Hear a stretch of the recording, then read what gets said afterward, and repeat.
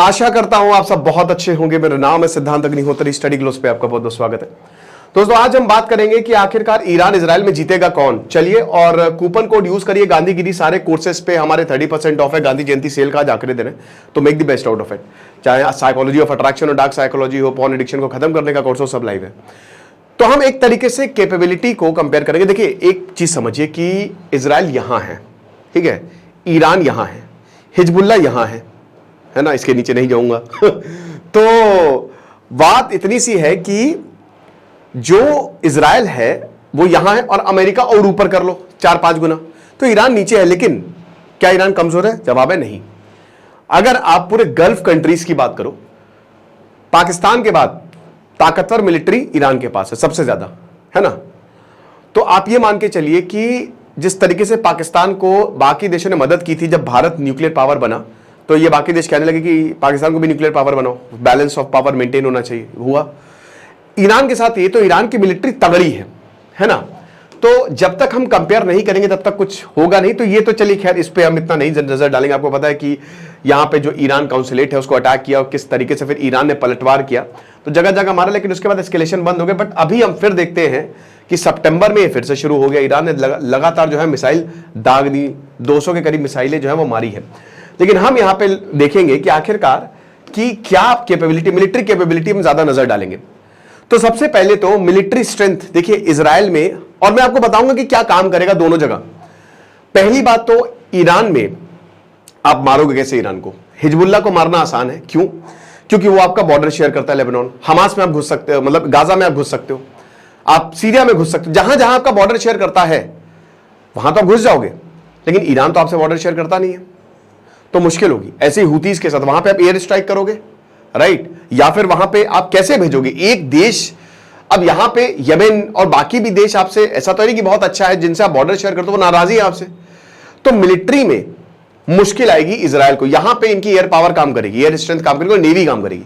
Navy भाई सबसे जबरदस्त रोल नेवी का होता है, क्योंकि दुनिया का 90% ट्रेड नेवी गवर्न करती है। और अगर यहां पे किसी ने ब्लॉकेट लगा दिया तो खेल खत्म। पाकिस्तान थरथर कांप गया था जब कराची पोर्ट में भारत ने खाली ये र्यूमर फैला दी थी कि हम यहां पे ब्लॉकेट लगा देंगे, ऐसा हिसाब किताब। तो एक्टिव पर्सनल जो है, क्योंकि ईरान लगभग 1 करोड़ का देश है, बहुत ही कम पॉपुलेशन, लेकिन कमाल के लोग 1,70,000 है। तो बहुत ज्यादा एक्टिव पर्सनल स्ट्रेंथ आपको यहां पे देखने को नहीं मिलेगी। ईरान में 6,10,000 है, पॉपुलेशन ज्यादा है भाई, ठीक है, 8 गुनी ज्यादा। रिजर्व यहां पे 4,65,000 है, यानी कि अगर आप टोटल आप इसको कर लो तो ये लगभग 6.5 लाख के करीब बैठेगी। और यहां पर रिजर्व जो है वो 3.5 लाख, तो 10 लाख के करीब 6.5 लाख, यानी कि 4 लाख इजराइल डेफिसिट में। बट ये काम इतना इसलिए नहीं आएगा, इसलिए इजराइल अपने एक एक सोल्जर को बचाता है। कैसे बचाता है? टेक्नोलॉजी। इजराइल टेक्नोलॉजी पे बहुत ज्यादा निर्भर है। उसको पता है कि एक सोल्जर की कीमत बहुत ज्यादा है। तो अब लेकिन अल्टीमेट बात यह है कि इजराइल इतना छोटा सा देश है, और वैसे तो हर किसी को वहां पे आर्मी में आपको जाना ही जाना है कुछ समय के लिए। तो क्यों ऐसा? क्योंकि इतिहास 2000 सालों में इजराइल को, यहूदी को बहुत मारा गया यार। तो इन्होंने अब बोला कि भाई हम इतने अपने स्ट्रांग हो जाएंगे कि कोई किसी को औकात नहीं होगी हमको छूने की।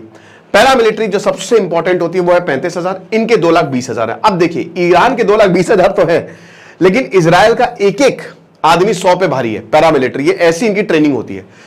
ईरान का कितना ट्रेंड है वी डोंट नो। 2,20,000 तो बहुत होगी पैरामिलिट्री स्ट्रेंथ। लेकिन ये बात आप वही कह रहे हैं ना कि जब यहां पे जब फर्स्ट बैटल ऑफ पानीपत हुई थी, राइट, इब्राहिम लोदी और बाबर के बीच में 1526, तो लोदी जो है, इब्राहिम लोदी, वो सेना नहीं लेके आया था, वो मेला लेके आया था, तभी वो हारा, है ना। बाबर वेल ट्रेंड तक कम थे लेकिन हरा दिया।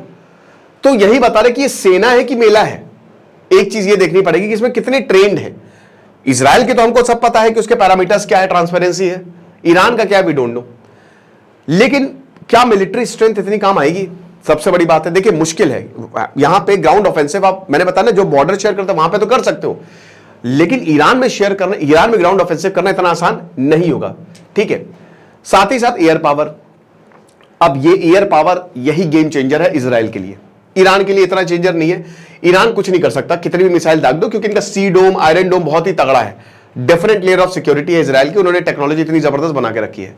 तो जहां पे इजराइल के बहुत ही उच्च कोटि की एयरक्राफ्ट है 612, ईरान के जो भी एयरक्राफ्ट है रशिया, चाइना और पहले तो अमेरिका ही देता था, तो ईरान के एयरक्राफ्ट इतने अच्छे 551, फाइटर एयरक्राफ्ट इनके 241 है, इनके 186 है, स्पेशल मिशन एयरक्राफ्ट जो वो 23 है, इनके 10 है, ट्रेनर एयरक्राफ्ट 155 102 है, इनका कोई काम नहीं आने वाला, ठीक है ना, इसका काम आएगा।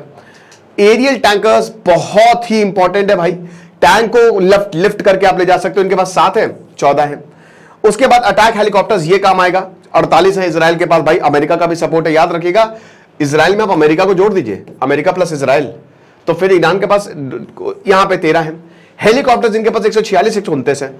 तो एयर पावर में इजराइल बहुत आगे, बहुत ज्यादा आगे। Iran doesn't stand a chance, और यही इनका काम आएगा, यही चीज जो है इनकी काम आएगी। लैंड फोर्स की बात करें तो अगेन लैंड फोर्स इतनी काम नहीं आएगी, कैसे जाओगे, कैसे टीप के जाओगे, फांद के जाओगे। तो लैंड फोर्स में 1370 इजराइल के पास टैंक्स है, इनके पास 2000 है। आर्मर्ड व्हीकल्स अच्छे खासे इजराइल के पास 43,500, इनके पास 65,500 है। Self propelled artillery 650 580, rocket artillery 150 775। Israel ये करेगा कि लैंड फोर्स तो मुश्किल होगा, ठीक है, ये सब कहां लेके उठा के जाओगे, बट इजराइल डेफिनेटली ये करेगा कि पहले एयर स्ट्राइक करेगा, उसके बाद ईरान को खत्म करेगा, उसके बाद वो ग्राउंड ऑफेंसिव करेगा। ईरान क्या कर सकता है, ईरान भी यही करेगा, बट अगेन ईरान का यहां पे वॉर एरियल ज्यादा होगी, लेकिन कैसे आप जाओगे वहां तक, आपने कोशिश की मिसाइल मारने की, बट उनके जो डिफेंस सिस्टम है इजराइल ने वो एक्टिव हो गया और उसने बचा लिया। नेवल फोर्स में फ्रिगेट्स इजराइल के पास है ही नहीं, ईरान के पास 7 है, कमाल। कॉर्वेट्स की बात करते हैं तो 7 इनके पास है, इनके पास 3 है। सबमरीन सबसे डेंजरस ईरान के पास सरप्राइजिंगली 19 है, और यही नेवल फोर्स जो है ना वो ईरान को एक अपर हैंड देती है, ईरान के पास अपर हैंड है, ठीक है। यहां पे अमेरिका की मदद पर लगेगी, लेकिन अगेन टेक्नोलॉजी में ईरान इजराइल का कोई लेना देना नहीं, कोई मतलब साहनी नहीं। 5 पेट्रोल वेसल्स, भाई इजराइल पेट्रोल वेसल्स इसलिए भी ज्यादा रखता है क्योंकि उसके आसपास जितने भी देश हैं वो डेंजरस है, और यही जो शिप पेट्रोलिंग वेसल होते हैं बड़े इंपॉर्टेंट रहते हैं। इनके पास 21 है। माइन वॉरफेयर इनके पास 1 है, इनके पास 0 है। तो ऐसा नहीं कि ईरान आप बहुत ही हल्के में ले रहे हो, नेवल फोर्स में ईरान का पलड़ा भारी है, और नेवल फोर्स यहां पे एक बहुत डिसाइडिंग फैक्टर है गुरु, क्योंकि रेड सी ब्लॉक कर देगा ईरान, उधर गल्फ ऑफ एडन है, इधर स्ट्रेट ऑफ हॉर्मोज है, दोनों को ब्लॉक कर देगा। और इनकी नेवल फोर्स को देखते हो ये this is quite a possibility, अगर ईरान अपने पे आए तो ये चीज है। बाकी आप हम ये सब चीजें बता ही चुकी हैं। डिफेंस बजट की बात करें, हाँ ये देख लीजिए, तो इजराइल बहुत डिफेंस बजट अपने पे खर्च करता है, $27 बिलियन, और ईरान का भाई $10.3 बिलियन है। ये एग्जैक्ट आंकड़े नहीं है, कभी भी कोई देश अपने एग्जैक्ट आंकड़े नहीं दिखाता है, याद रखिएगा। अल जजीरा ने ये छापा है और अलग अलग जगह से मैं लेके आया हूं। बाकी ये सब मैं आपको बता ही चुका हूं कि क्या है क्या नहीं है, ठीक है, इन सब की। लेकिन ये जो मेन है ना, यही ईरान की, ये समझिए जो इजराइल ने जो ये बनाया आयरन डोम, सी डोम, इनका जो डिफेंस सिस्टम है ना, एरियल डिफेंस सिस्टम, वो बहुत कमाल का है, बहुत ही, मतलब भाई एक बॉम्ब नहीं गिरने ली, ऊपर से बंकर बना दिए, बॉम्ब बंकर, बड़े बड़े बंकर्स बना दिए हैं। तो ये भी हमको समझना पड़ेगा कि इजराइल का ये जो डिफेंस सिस्टम है ना, इसको ईरान भेद नहीं पाएगा, चाहे जितनी भी मिसाइल मार लो। 100 200 400 मिसाइल तक भेज दिया, मतलब गिर ही नहीं पाई, एक भी कैजुअलिटी नहीं हुई है। तो इसीलिए, और बाकी ये बैलिस्टिक मिसाइल है ईरान के पास, ये डेंजरस है। ये देख सकते हैं 800 3000 किलोमीटर तक ईरान ने अपनी डिफेंस कैपेबिलिटी को पिछले 40-50 सालों में बहुत बढ़ाया। रशिया और चाइना ने मदद की है, ठीक है ना। तो वही चीज है। बाकी अभी तक ईरान ने कोई फॉर्मल डॉक्यूमेंट पब्लिश नहीं किया। Israel time to time documents publish करता रहता है, और वही है कि जो भी है भाई, अब अगर युद्ध होगा तो सब एक तरीके से जाएंगे ही जाएंगे। बाकी साइबर की बात करें तो इजराइल की क्या ही बात करें साइबर इंडस्ट्री में, है ना। यूनिकॉर्न्स और जितने भी टेक इंडस्ट्री वो सब इजराइल में अपना ऑफिस बनाए हुए हैं, इतना अनस्टेबल डेज स्टिल, और पूरे 33% of the cyber unicorns Israeli है भाई। ईरान में कुछ नहीं है लगभग, ठीक है, ईरान में ये कल्चर है ही नहीं। टेक में इजराइल का कोई सानी है ही नहीं। प्राइवेट और ग्लोबल इन्वेस्टमेंट सब यहां पे करते हैं इजराइल में, सारे के सारे इन्वेस्टमेंट, बड़े बड़े ऑफिसेस आपको यहीं पे मिलेंगे। इतना ये बिजनेस फैमिली, 40 इजराइल कंपनी जो है वो $3.5 बिलियन, बहुत सारे आईपीओ। भाई मैं बता दू रहा हूं कि अगर आप पैसे के मामले में बात करें तो यहूदी ऐतिहासिक तौर पे इनके पास हमेशा से पैसा था, ये बैंकिंग सिस्टम को कंट्रोल करते थे और घुमाते थे पैसा, इसीलिए लोग चिढ़ते भी बहुत ज्यादा थे इनके।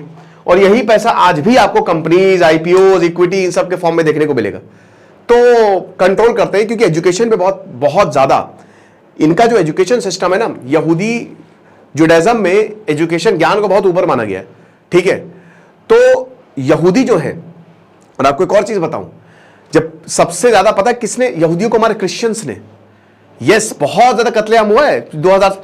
मुस्लिम राजाओं ने कई जगह तो यहूदियों को शरण दी, लेकिन आज दोनों सामने हैं भाई। क्रूसेड्स आप पढ़िएगा, जो क्रूसेड्स धर्म युद्ध हुआ, उसमें एक तरफ मुस्लिम से, एक तरफ क्रिश्चियन, तो बीच में फंस गए यहूदी, वो बेचारे, उनको बहुत मारा गया। तो एक तरीके से बड़ी दिक्कत की बात है यहाँ पे। बट अगेन यहाँ पे अब चीजें बहुत ही अलग हैं और जो है सो है आपके सामने। Thank you so much.